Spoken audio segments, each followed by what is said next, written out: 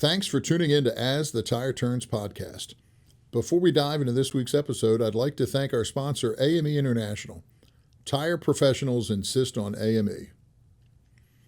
I'd also like to recognize the AACF. For over 65 years, the Automotive Aftermarket Charitable Foundation has stood by those in the automotive aftermarket industry and their families during life's toughest challenges. Since 1959, with the incredible support of industry partners, AACF has provided vital assistance to individuals and families facing financial hardship due to unforeseen circumstances, such as floods, earthquakes, storms, fires, catastrophic medical conditions, life-changing accidents, devastating fatalities, and more. AACF offers a straightforward application process and a quick turnaround time for those needing support during critical moments.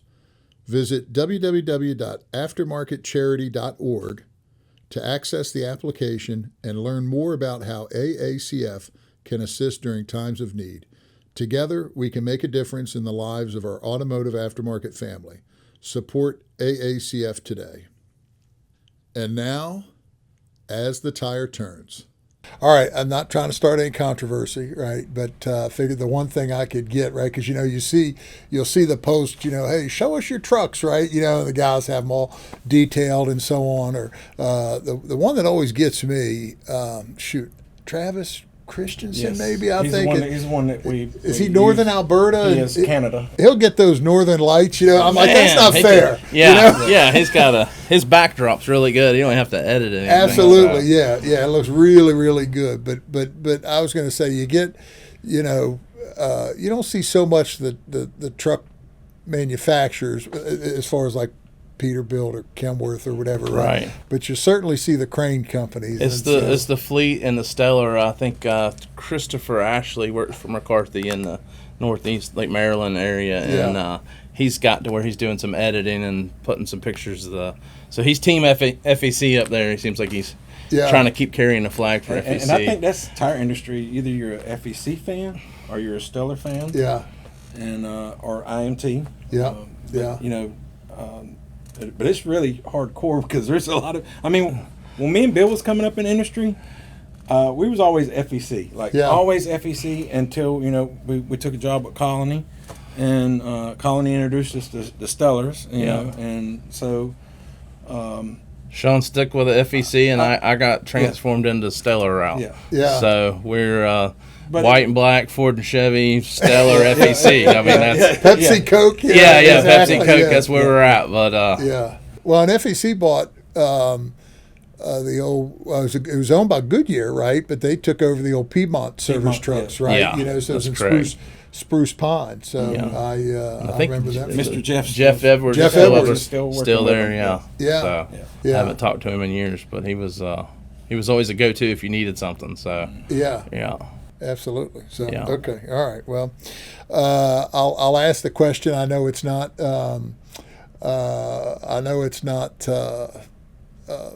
O.T.R. related, but did either of you guys watch the Netflix show Tires? That was on. I tried watching. I got about 2.5 episodes in, and my wife made me turn. She's like, "We're turning this trash off." So, she wasn't for it, but I watched it. It was kind of comical, but I felt like maybe we could do a better job with it. I don't know, but well, funny thing is, when there was some buzz coming out about that. And the comedian who's behind that, Shane Gillis, right? He seems to be everywhere now. But, here I am. It was at the early, it was right about when we first dropped some podcast episodes, and hey, if you're going to do something, right, do it big. So I thought, man, this is a perfect thing. It'll help my little teeny, podcast or whatever. And so I said, geez, I'm in the tire industry. So I reached out to his agent in like creative artist agency or something. I forget who it was, right? And found out who the agent was like being connected. I was like, wow, this is, and got voicemail, but then eventually got an email, found his assistant. And, I kept joking. I said, I'm going to stop until I get a restraining order. Right. Because I was like, geez, even if it's, just 15 minutes or something like that. Well, anyway, they probably took one look at me, or by that time we had some episodes out there, and they said, yeah, sorry, not doing any more podcasts. Now, of course, I see him on every podcast under the sun, right? Right, So, yeah. so rightfully so, right? You know, he's going to pick and choose. But the funny thing is, the series came out and it came on. I was like, that's probably a good thing. Like, I don't know that we would have much to talk about, you know, kind of keeping it wholesome and so on. So it's, I did watch, I think 6 episodes or 8 episodes or something. We have a marketing lady, and she had our warehouse, our wholesale division. They make some pretty funny YouTube things and stuff like that. And she's like, Bill, you're really comical. I'm gonna come out to the job site and we're gonna video you and we're gonna do some YouTube commercials and stuff like that. And it's funny is we got out there and we're on a job site and there's 777s running around, you know, 100-ton trucks, and vest, hard hat. It's not time for playing around and joking. Correct. And we tried to shoot for about 6 hours, and she said, you know, I don't mean to hurt your feelings, but you're not funny on camera, you know. And I'm like, you know, I'm sorry, but like it's hard to shut down, you know, what's instilled in you, and it's funny you talk about that. Swamploggers was a big thing on the Discovery Channel for years, and I changed Bobby Goodson's tires for years and made hours and hours of them videoing me changing tires. Take that back off, let's do it again. And you know, we heard that Sean has I'm Sean Reeves and I sell big tires. My catchphrase that stuck with all the episodes that I was in for 20 seconds here or there is I'm cutting up, and I go, that's what it is.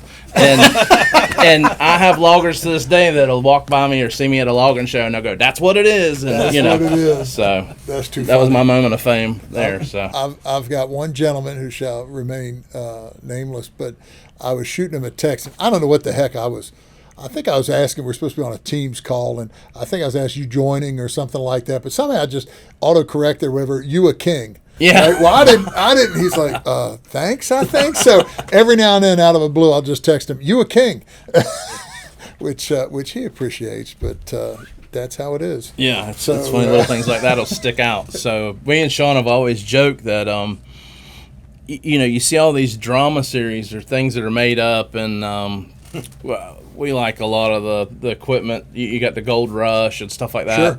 And you can tell that some of that stuff is real and some of it may be dramatized a little bit. But, dude, if somebody ever wanted to make a real good series on drama, just ride with some different tire truck guys in the tire industry. You don't need to make anything fake. There's no more drama. No, we've always. If you want drama, get a group of guys together, man. You talk about drama. True. My wife on occasion will say I'm in full diva mode. Yeah. So it does happen. So, all right, I'm going to ask. This probably might be a little controversial. A lot of tire guys that I know aren't huge sports fans, right? You know, whether it's because the job, right, you know, takes them out on the weekends and so on. But I got to ask because, you know, what do you have? UNC, Duke, NC State. I guess it's more of a basketball type thing, you know, or whatever. But preference there? Can you Carolina all the way? Okay, so UNC. Yeah. All the way. See, if I had to pick, it would be State for me. But okay. So there's a little rivalry there, friendly rivalry, but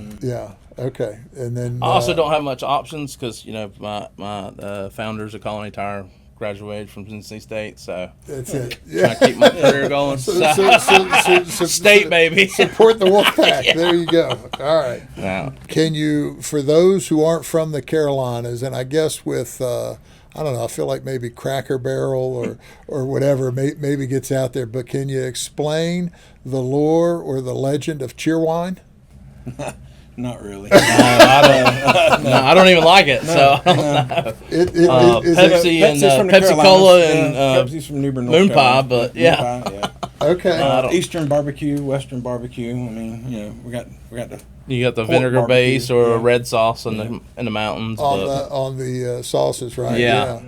And I'm a mustard guy, right? Okay, so it's always. Yeah. You get over into Tennessee, it's more of like a sugar base, like a brown sugar kind of base. So. Right. My wife's from Kansas City, and so I remember going there first time. So, you got to try this barbecue or that barbecue, and it all boiled down to the sauces, right? You know, I mean, it was all right about the sauce. That was it. There was, in my opinion, nothing spectacular about the meat itself. But anyway. Yeah. All right. So, Sean, just for, I don't know if we can get a close-up on one of these, I'm going to ask you, and I'll tell maybe a little funny story of mine, but you're a girl dad, right? So Yes. you want to, can we get a close-up of your nail there? I think that's pretty cool, right? Because I can think of two instances where I had similar.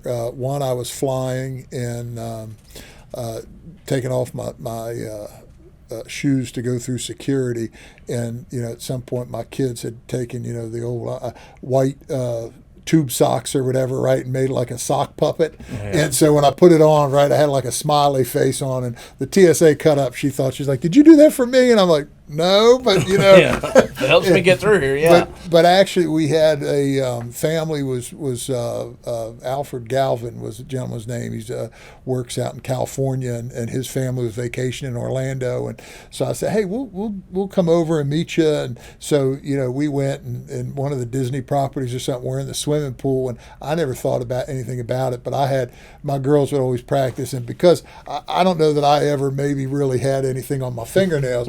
I'd always let them do my toenails, right? Yeah. And so I have full toenails polished, right? We're getting it. I take off my shoes. I'm like, oh my God, right? And so just kind of one of those things that you do for your kids. But that's, do anything for your kids. And my one daughter, she's very artistic, as you can see. But she's painted Daffy Duck and Porky Pig, and she enjoys drawing and doodling. So I enjoy letting her express her art taste. Exactly. Things you do. So okay. Well, listen. Anything that maybe we haven't covered that you'd want to or give a shout out to? And I don't know. There's you were talking about the training, and one thing I can think of real fast was me and Sean were in a truck when the one tire company we worked with didn't seem like we could ever keep two trucks running at the same time. We rode around together a lot, and we pulled up to the job, and there again, two young kids. We had to do a 23.5 on the front of a scraper, and we got out, and the mechanic's like, "Oh, they sent you guys." And we're like, "What, man?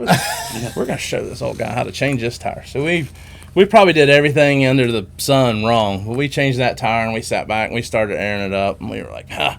Showed him. We did this thing like 15 minutes, and he goes, "Hey, y'all gonna put that back on?" And it was the side flange. We had skipped the step and put the side flange. Oh boy!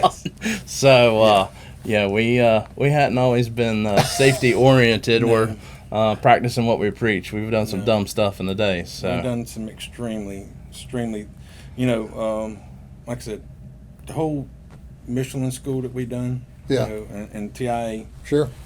I mean, it's changed everything about the way I done business. I know it did with Bill too, and for many others that has got to attend those classes. And I see Matt and some of these other guys you have. Yep. They're teaching these classes, and it's great, because back in the day we didn't have that option of somebody to come in. going to the training. All we had was the old guy that we worked under. It was like that's it. It's I was called the crusty veteran. Yeah, the guy that's been doing it. A Bob. What's Roy calls him a Bob? Yeah, Bob. But Roy used to close his meetings out with like his Friday afternoon speech. Talking about it's Friday afternoon, and you're going to put a tire on, and you just go grab the tire real quick and throw it on the front of this haul truck, and don't inspect the tire, don't do anything, and the next Monday morning, Bob or whoever comes into work, and that tire's rolling around, and it's got rocks and stuff on the inside, and next thing you know, it explodes. And are you going to go talk to his daughter and say I was careless, that I didn't care to go in and do my job correctly? And that story is always like, that's the one. That's the one. It's always stuck with me. When I go out and do a job, and I tell my guys, and I know Bill's tell his guys. I mean, you got to go out here and do this job correctly, because people can get hurt. And you got to take this job seriously. Yeah. And so some of those things that we've learned over the years, the hard knocks of this business. I'm glad that we're able to provide a platform to show people, hey, you do have options, and if you do have an employer that puts you in a truck like that, puts you in a dangerous situation, you got options. Bill tell you, there's people on that Facebook page, they request jobs all the time, and if you're working for a company that's not safe and not wanting to do the right things, you can find a company really easy. All you gotta do is say, "Hey, I'm looking a job," and there's people all the time looking for work on there. So but we appreciate what AME's done for the industry, what you yourself have done, Matt White, Bridgestone, Michelin, Kling, all. I know there's Fuller Brothers. There's a lot of people we were leaving out, but working together to share this training and you didn't have to be a part of Supply Tools for the training, but you do, and it makes a big difference. It's something that a lot of companies aren't there yet, but luckily we've got a good understanding safety director and anybody that runs a boom truck. We're sending them to at least get a level 200 class, and that, to me, that's huge, because we're helping promote in the industry to do this, and hoping that other companies will step up to it too. And and it's nice to have the TIA, because when I first got in the tire business, I didn't know what TIA was. Nobody ever told us. I mean, they would have gave us TIA. I was like, I don't know what that is. It's gonna make us sound simple, but I remember when they told us about the right patch with the right glue. We're like, what? We just grabbed what was there and ran with it. So, but the way things are trending now in the industry, it's really great to see the change and see things going in the right direction. Well, it's been exciting, for me, and serving on the board. You get kind of an up close view, but we also host some trainings here, and I think two things. One is, we've talked about some of the information that gets shared on the website or on the Facebook page is really guys coming together and help out, and 10 years ago or 9 years ago, if you posted it, they might razz you if you brought anything up, and there's kind of that machismo or whatever you want to call it, right? But now, I'd say 7 or 8 out of 10 will be talking about, hey, you got to do it proper, and that's right. And so we've come a long way in that sense. And then the other thing is, for the trainings that we'll host, or we'll go up to ones that are Stellar or wherever, right? STM does them out in the field and participate. Just because so many guys do go out and spend most of their job solo. Right? They do. It's you guys did out of necessity, because you may not have had 2 trucks, right? But you don't see 2 guys go out typically, or 2 techs go out, and so for technicians, just to be able to sit and watch somebody else change a tire and their technique, and kind of learn and understand, and then from that even share information. And guys, just Matt will do maybe similar what Roy, but Matt will do at the end of a class and try and go around and tell me something. What's your biggest takeaway? What'd you learn? And it's pretty powerful to see, because you do have those guys that have I've been doing this 12 years. What am I going to learn, right? Or 15 years or 20 years and so on. So, but there's so many changes that are taking place, and we cherish the relationship and the rapport with the tire technician, and try and be in the field as much as we can, because we don't know, and the wheel manufacturers, and they'll come up and make changes that make great sense, except and that's also on that social media platform. That's great, because if somebody on a wheel company wants to get an answer from a tire guy, absolutely. I mean, just ask. Ask. They will tell you exactly how they feel about a 3-piece wheel or a 5-piece wheel. They may not like the answer, but it's been several years back, but I got invited to go to the Titan U, and they have different classes out there, and me and me, and I didn't know who Maury Taylor was, and I didn't know that he was in the room. Oh boy! And the Grizz, the engineer that had made the new John Deere skidder wheel that only comes off the back side, was telling us about how great the wheel was, and Mark Blue, my Titan rep, had brought me out there, and he was sitting across from me, and I started asking questions. I said, have you ever changed a tire on this? Do you understand that you have to unbolt it and lay it on the ground and wrestle a 32-ply tire over the bead on the backside, and you don't have it to, and Mark's over there kind of like, kicking me in the foot, like, and so I dialed it down a little bit. But later on, I was like, man, I didn't even know, and definitely didn't mean any disrespect. But there's I couldn't imagine being an engineer having equipment companies tell you, this is what I need, and then the tire manufacturer has to match this wheel to this piece of equipment and make their tire run on that with the amount of weight, and then we're the last people think about, unfortunately, of how to get it, how are we actually going to get this thing off and back on safely, Yeah, and we, as I've said, right, we're in a unique position because of providing tools that help change the tires and so on, right? Sometimes the wheel manufacturers will share information, right, that they normally wouldn't share with each other or with a dealer, right? Because they might say, well, you sell my competitor or so on, right? But, we're kind of viewed as like Switzerland, right? That we Universal. And same thing, right? The tire, they just want to sell tires, right? So they say, well, if, we can help you at all, we'll help you. So it's a good position to be in. So, all right. Well, anything further? Thank you for letting us come out here. No, I appreciate it. Thanks for making it. We were, with all the weather, we weren't sure. And actually, I got a little bit nervous because, the storms have all gone by, but now our rivers are cresting and we're not real close. But you go another 10 miles inland and people are being evacuated now, helicopters and boats, because like they got 6 feet of water on all sides, right, from a river cresting. So and I know I was real wishy-washy back and forth, but I was standing in the trenches in Western Carolina and I see a Cat 5 barreling at you guys, and I'm like, we don't need to worry about a podcast. You guys need to run. Exactly. But Florida's used to it. So all right. Well, special thanks to Bill Summers and Sean Reeves, the O.T.R. tire guys, and appreciate you joining us, and we'll see you next time on As the Tire Turns. Thanks for listening to As the Tire Turns podcast. Join us next week for our final episode.